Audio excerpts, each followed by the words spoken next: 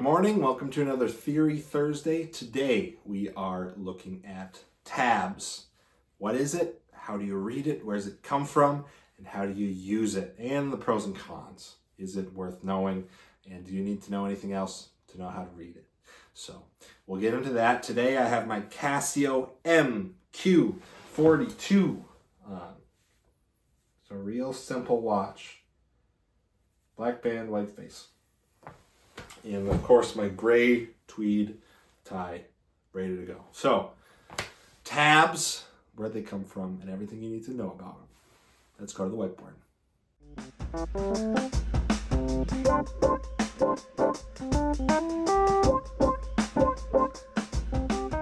Good morning, welcome to another Theory Thursday. Today we are looking at tab. What is it?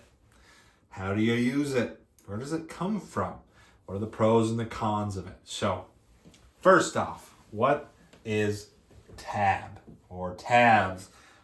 This is something that's strictly in the stringed fretted community. So guitar, mandolin, any instrument with frets on it can use tab. But the majority of people who use it are guitar players. Okay, so tab is short for tablature, which comes from Latin word tablatura. That's an R. To tabulate something used to mean,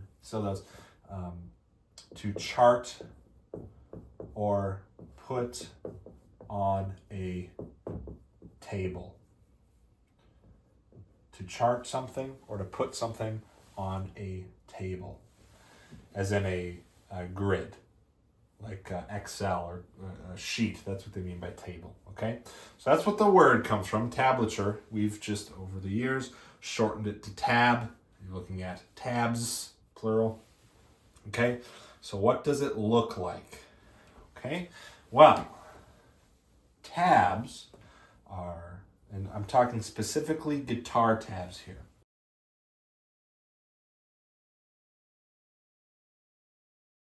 Six lines going across and numbers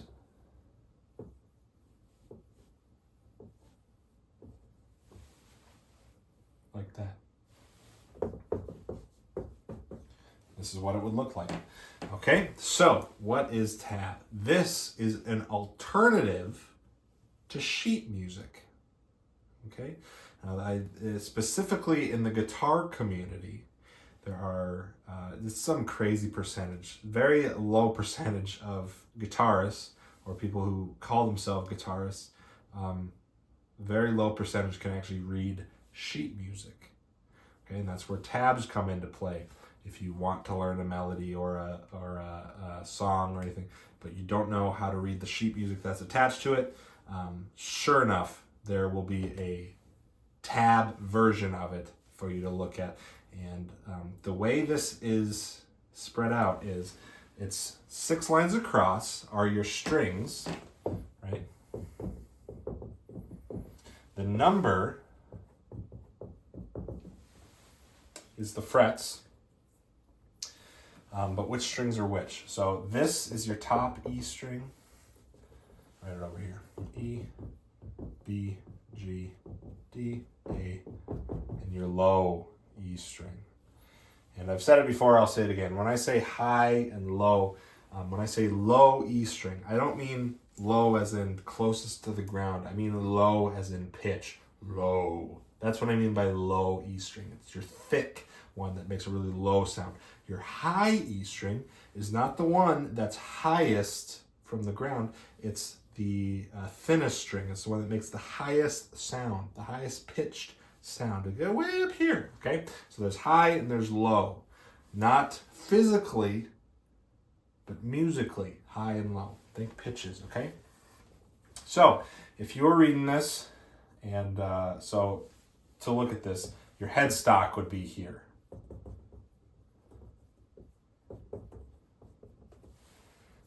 body would be down here. So that's how you would read this. And so it would be the top E string, your thin one, would be 3rd fret, open E string, back to the 3rd fret. So that's how it would look. And that's how it would play.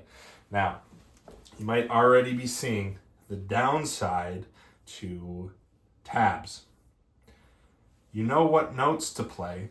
You know what order to play them in. You just go left to right, just like sheet music or reading a book, left to right. What you don't know is the rhythm. Is it dot, dot, dot, dot, dot, or is it dot, dot, dot, dot, dot? You have no idea. You have no way of figuring it out. So the only way you can make this work is if you already know the song. If you already have the rhythm in mind. So let's say you're trying to learn the solo or one of the solos from Sweet Child of Mine, Guns N' Roses, right? Slash is going crazy. In your head, you have it memorized. You know exactly how it goes. But you just don't know what notes and where to start. So that's where tablature can help out. Because you know how the rhythm's supposed to go. You just need to input the notes of where they're supposed to go, or what you hear. So that memorized rhythm you have in your head can be applied to the tablature. Okay? If you don't know the rhythm, that's where it falls short. Now, just so you can see the difference, let's take a look.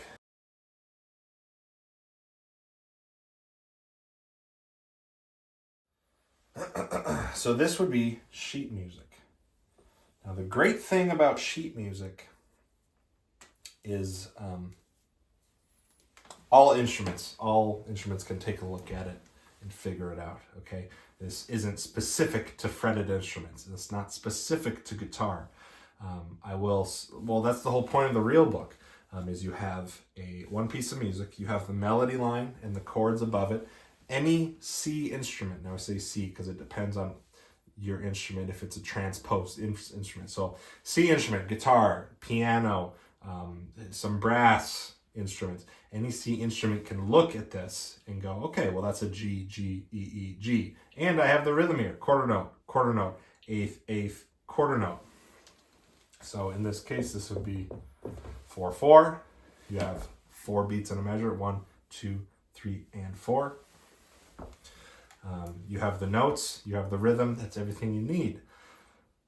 Now, with guitar, why tabs are so popular is because when you take a look at this with guitar, there's more than one way to play this.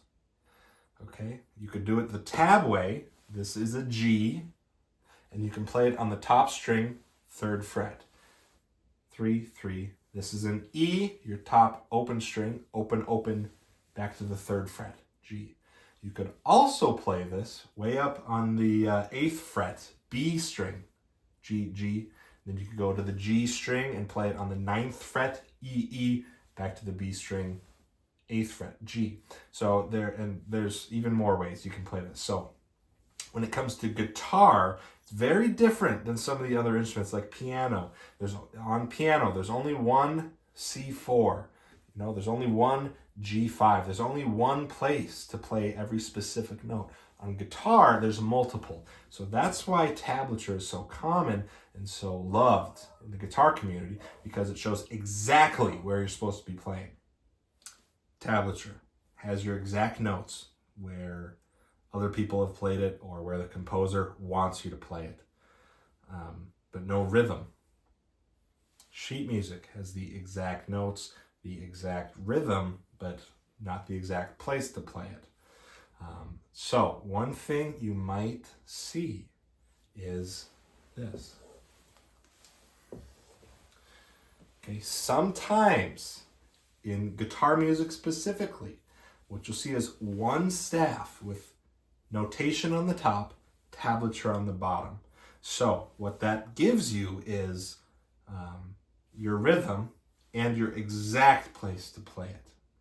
Now, without this, you could have figured this out easy enough, but this is the exact spot to play it. So you might see that in some guitar music you see is both at the same time, just notation on top of the tablature, and it's just one big staff. So that's how you would read that. No. So where tablature comes in handy is especially if you're a beginner and you don't know anything about sheet music, you don't even know how to read the rhythm. Where tablature comes in handy is learning quick melodies like Happy Birthday or Amazing Grace or, Jingle Bells. It's great to just use tablature because everyone knows the tunes, everyone knows the melody, and it's just easy to learn. And it's something you can get really quick, and that inspires confidence, and you got to let people learn to love the instrument before they decide if they want to put a ton of work into it first.